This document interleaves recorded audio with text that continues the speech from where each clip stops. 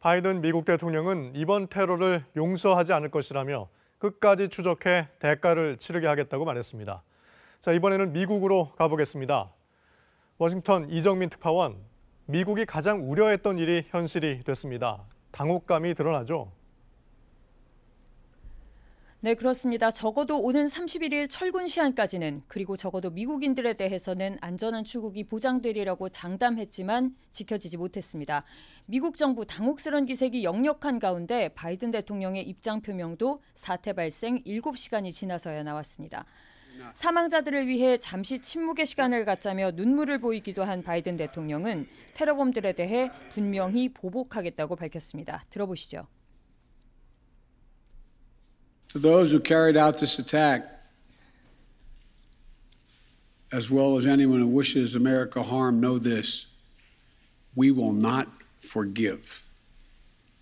We will not forget. We will hunt you down and make you pay. IS의 자산과 지도부, 시설을 타격할 작전 계획 수립을 군 지도부에 이미 지시했다고도 밝혔습니다. 대피도 그대로 진행하겠다고 했어요. 네, 오히려 지금 계획을 변경한다면 테러에 굴복하는 셈이 될 것이라면서 철수는 계속될 것이고 일정을 변경하지도 않을 것이라고 못 박았습니다.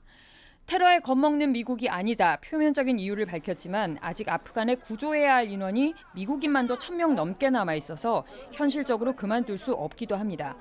다만 카불 내 병력을 보호하기 위해 필요한 최대 조처를 하겠다면서 추가 병력을 포함해 무엇이든 승인하겠다고 밝혔습니다. 폭탄 테러 하루 만에 카불 공항에서는 아프간 철수 인원들을 태운 항공기들의 이륙이 재개됐습니다. 자, 앞으로가 더 걱정입니다. 미국이 보복하거나 IS가 추가로 공격할 가능성 어떻게 전망하고 있습니까? 네, 미국은 이미 아프간 철군을 예정할 만큼 보복을 한다고 해도 IS에 대한 대규모 공격을 벌일 가능성은 적어 보입니다. 그보다는 테러범 근거지를 찾아내서 정밀 타격하는 수준이 될 가능성이 현재로서는 높습니다. 바이든 대통령도 대응은 힘있게 정확하게, 다만 미국이 선택한 시간과 장소에서 이루어질 것이라고 밝혀서 이런 전망을 뒷받침했습니다. 변수는 IS의 추가 테러입니다. 한번 테러에 성공한 IS가 추가 공격 감행할 가능성, 미국이 보복할 경우 맞대응에 나설 가능성 모두 배제할 수 없습니다. 미국 정부도 IS의 위협이 테러 이후에도 오히려 더 거세지고 있는 것으로 파악하고 있다면서 추가 테러 가능성을 염두에 둔 발언을 했습니다. So let's talk a little bit about the threat streams.